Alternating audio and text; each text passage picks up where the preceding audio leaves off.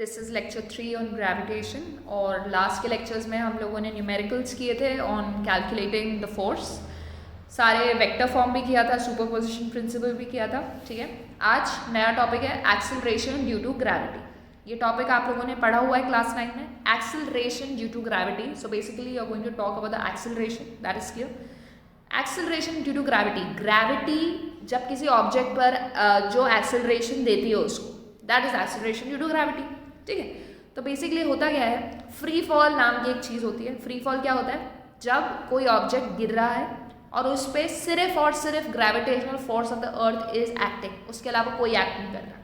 ठीक है, तो अगर ग्रेविटेशनल फोर्स उस पर एक्ट कर रही है, फोर्स एक्ट कर रही है, हमें पता है फोर्स क्या प्रोड्यूस करती है, एक्सेलरेशन प्रोड्यूस करती है। जब भी किसी ऑब्जेक्ट पर फोर्स लगता है तो एक्सेलरेशन आता है।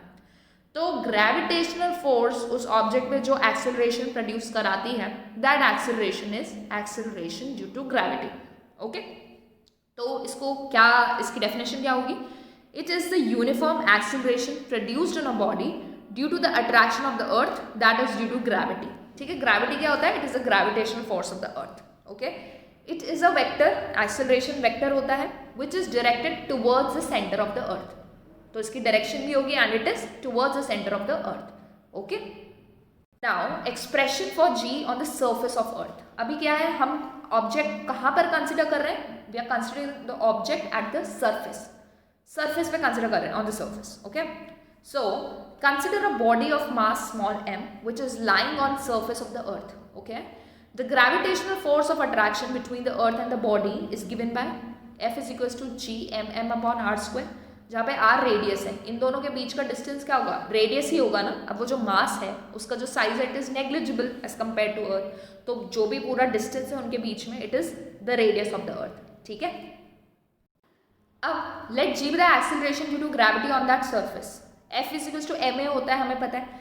एक्सेलरेशन की जगह इधर क्या आ जाएगा, स्मॉल g आ जाएगा, अगर the only force acting is gravitational force of earth. ठीक है, तो F इक्वल्स टू mg आ गया।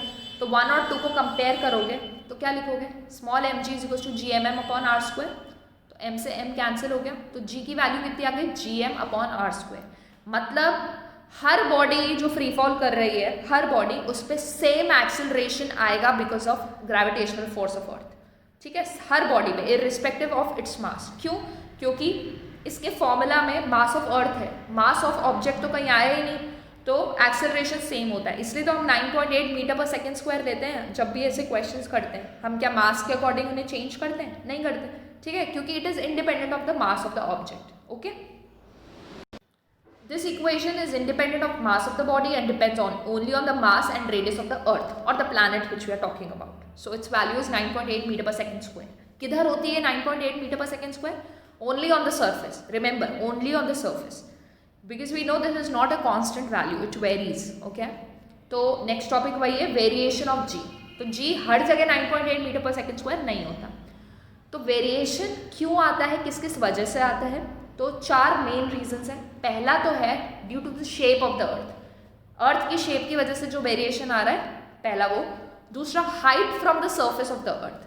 अगर आपने ऑब्जेक्ट को सरफेस में न रख के किसी हाइट पर रेस कर दिया है तो जी की वैल्यू किस तरीके से चेंज होगी। वेरिएशन विद डेप्थ, अब आप बॉडी को अंदर लेके जा रहे हो तो किस तरीके से जी की वैल्यू चेंज होगी। And last, due to rotation of earth about its axis, rotate भी तो कर रही है अर्थ, उसकी वजह से भी जी में चेंजेस आते हैं। ठीक है, तो इस पर्टिकुलर लेक्चर में हम फर्स्ट 2 केसेस डिस्कस करेंगे और थर्ड और फोर्थ के लिए नेक्स्ट लेक्चर। ठीक है, पहला है variation of g due to shape of the earth. Shape of the earth क्या होती है, shape of the earth, many people consider it sphere, but it's not a sphere. Sphere में क्या होता है, हर जगह सेम रेडियस होता है, हर जगह सेम, बट अर्थ के केस में ऐसा नहीं है। अर्थ के केस में जो पोल्स हैं उनका रेडियस कम है और इक्वेटर पे रेडियस ज़्यादा है। ये होते हैं आपके पोल्स और ये जगह है इक्वेटर। तो जो अर्थ का एक्चुअल में शेप है वो इस तरीके से है कि ऊपर जो उसके पोल्स हैं वो थोड़े फ्लैटेंड है, इस तरीके से फ्लैटेंड है, और ये वाला जो पार्ट है वो ऐसा लगता है कि थोड़ा बल्ज हो रहा है। अगर इसको आपको किसी शेप का नाम देना है तो इट इज़ आइदर जियोइड और ओब्लेट स्फीरॉइड। ठीक है, एक्चुअल में स्फीयर नहीं है ये। इसका रीजन समझ आ गया, because radius is not same everywhere. Okay, तो आपको दिख रहा है कि radius of equator is definitely greater than poles. Okay, तो therefore acceleration due to gravity is greater at pole and minimum at the equator. ऐसा क्यों होता है? क्या लिखा आपने? g is equals to G M upon R square. मतलब basically it is varying inversely with respect to radius. जितना ज़्यादा रेडियस होगा उतनी कम आपकी g की वैल्यू होगी। तो इधर रेडियस ऑफ इक्वेटर बड़ा है तो g ऑफ इक्वेटर कम होगा, एंड रेडियस ऑफ पोल कम है तो g ऑफ पोल ज़्यादा होगा। ठीक है, इनवर्स रिलेशन की वजह से। Okay, alright. That is the value of g is not constant near the surface of the earth. मतलब ये सर्फेस ऑफ द अर्थ में भी कांस्टेंट नहीं है हर जगह वैल्यू, फिर भी हम कैलकुलेशन पर्पस के लिए 9.8 मीटर पर सेकंड स्क्वायर ले लेते हैं, वो हम चेंजेस इग्नोर कर देते हैं। ठीक है, ओके। नेक्स्ट है आपका variation of g due to height या फिर ऑल्टीट्यूड। किस डिस्टेंस पर आपने ऑब्जेक्ट को रखा है उस पर भी बहुत डिपेंड करता है। देखो, consider a point A on the surface of the अर्थ। ये एक सरफेस पे पॉइंट कंसिडर कर लिया, और पी एक कंसिडर कर लिया हाइट एच पे। सरफेस से उसका जो डिस्टेंस है वो एच है। ठीक है, तो अगर मैं सिर्फ पॉइंट ए की बात करूँ, सिर्फ पॉइंट ए की, तो उसका जी का वैल्यू कितना हो जाएगा? G M upon R square. Surface के लिए तो हमें पता है ये फॉर्मूला होता है। ठीक है, now consider a point P above the surface of earth at height h. ये है एच हाइट पर। इसके लिए जो gravitation acceleration due to gravity produce हो रही है उसको हम जी एच बोल देते हैं। ठीक है, तो इसके लिए फॉर्मूला कितना हो जाएगा? तो जी एच हो जाएगा G M upon R plus h square. R की जगह क्या आ जाएगा? R plus h square. इसको आपने इक्वेशन नंबर 2 बोल दिया। अब अगर हम 2 और 1 को डिवाइड करें, यानी जी एच अपॉन जी करें, तो वो क्या हो जाएगा? G M upon R plus h square into R square upon G M. ये कैंसिल हो गया, तो बेसिकली हमारे पास क्या फॉर्मूला आ गया? G h by g is equal to R square upon R plus h का होल स्क्वायर। अगर आपको हाइट पता है और नॉर्मल जी तो आपको पता ही है, तो आप क्या जी एच की वैल्यू निकाल सकते हो। Acceleration due to gravity at certain height निकल जाएगी इससे। Okay, this formula is applicable for all the heights. कितना भी दूर हो, कितना भी दूर, आर के कंपैरिजन में, रेडियस ऑफ अर्थ के कंपैरिजन में कितना भी दूर हो, ये फॉर्मूला इज ऑलवेज एप्लीकेबल। ठीक है, हम एक स्पेशल केस कंसिडर कर रहे हैं। वो स्पेशल केस होगा when h is very very less than R. Radius of earth के कंपैरिजन में बहुत ही कम है, इस तरीके से बहुत पास ऑब्जेक्ट है, थोड़ी सी छोटी सी हाइट में रेज किया हुआ है। ठीक है, तो उस केस में क्या होगा? तो h is less than R. R होता है आपका 6400 किलोमीटर, ये होता है। हमें पता है, अभी हमने निकाला g h upon g is R square upon R plus h square. Okay, अगर मैं नीचे से आर स्क्वायर कॉमन निकाल लूँ तो क्या बचेगा? R square upon R square 1 plus h by R का स्क्वायर। ये कैंसिल हो गया, मतलब बेसिकली क्या बचा? जी एच बाई जी हो गया आपका 1 प्लस एच बाई आर का h by R to the power -2, ये हो गया आपका। ठीक है, अब हम इसमें एक छोटा सा फॉर्मूला लगा रहे हैं, वो होता है 1 प्लस एक्स की पावर एन का। 1 प्लस एक्स की पावर एन का फॉर्मूला हो जाता है 1 plus x if this particular quantity is very very less then 1। जब ये जो क्वांटिटी है वो किससे छोटी हो जाए? 1 से बहुत छोटी हो जाए, नेग्लिजिबल हो जाए। ठीक है, तो इधर ध्यान से देखो, इस पर्टिकुलर केस में हमने क्या लिया है कि h is less then r, तो h बाय r क्या हो गया? Will be extremely less than 1। मतलब बेसिकली ये क्वांटिटी लेस देन 1 आ गई, तो क्या हम ये फॉर्मूला अप्लाई कर सकते हैं? तो क्या होता है इसमें, जो पावर होती है वो आगे आ जाती है, तो द -2 थी तो वो आगे आ गई, तो हम लिख सकते हैं that g h by g कितना हो गया? 1 minus 2h by are. Clear है? इतनी चीज आ गई।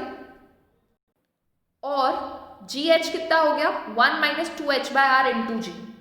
अब ध्यान से देखो, क्या जी एच की वैल्यू लेस देन जी आ रही है? आप इस पर्टिकुलर जी को ये हो गया आपका g h is equal to g minus 2h by R g, ये हो गया ना। इसको ओपन करोगे तो ध्यान से देखो, इस जी में से आप कुछ वैल्यू माइनस कर रहे हो। ठीक है, जी की वैल्यू में से कुछ माइनस कर रहे हो, तो इससे क्या पता चल रहा है बेसिकली कि जितनी हाइट ज़्यादा बढ़ती जाएगी आपका जो जी एच है उतना कम होता जाएगा। तो बेसिकली क्या हुआ? Acceleration due to gravity decreases with increase in height. समझ आ गई बात? अब परसेंटेज डिक्रीज विद हाइट। ठीक है, जी एच क्या लिखा हमने? लिखा g h is equal to g minus 2h g by R, ये लिखा हमने। ठीक है, basically g minus g h कितना आ गया? इसको इधर ले गए, इसको इधर ले गए, तो चेंज कितना आया? दोनों में डिफरेंस कितना आया? It is 2gh bye are, इतना आया। परसेंटेज चेंज कैसे निकालते हैं? चेंज अपॉन ओरिजिनल इंटू 100, तो basically g minus g h upon g into 100। g minus g h की वैल्यू क्या लिख दोगे? ये लिख दोगे अपॉन g, तो ये कितना आ गया? 2h by R into 100। ये क्या होता है? Percentage decrease with height. और कौन सा केस था ये? When your height is very less then r। ये वाले केस में आपका जो परसेंटेज चेंज है वो ये आता है, ठीक है। एक न्यूमेरिकल कर लेते हैं।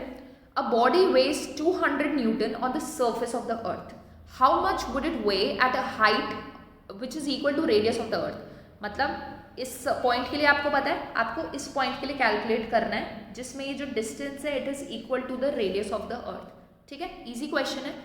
हमें पता है वेट कैलकुलेट करना है। वेट क्या होता है? Mass into acceleration. Mass into acceleration due to gravity. Weight क्या लिखते हो? mg लिखते हो ना। और g क्या होता है? Acceleration due to gravity. और अब वो जिस भी प्लैनेट पे जिस भी जगह की बात कर रहे हो, g उसके अकॉर्डिंग, ठीक है। तो weight on the surface of earth given है, मतलब mg गिवन है। g हम किस लिए डिनोट करते हैं? सर्फेस के लिए डिनोट करते हैं। तो m इंटू जी हमको पता है 200 है, दिस इज गिवन, ओके। अब हमें क्या कैलकुलेट करना है? Weight at certain height. तो वेट एट सर्टेन हाइट हम ले लेते हैं m इंटू जी एच। ये जी एच क्या है? Acceleration due to gravity at that particular height, ठीक है।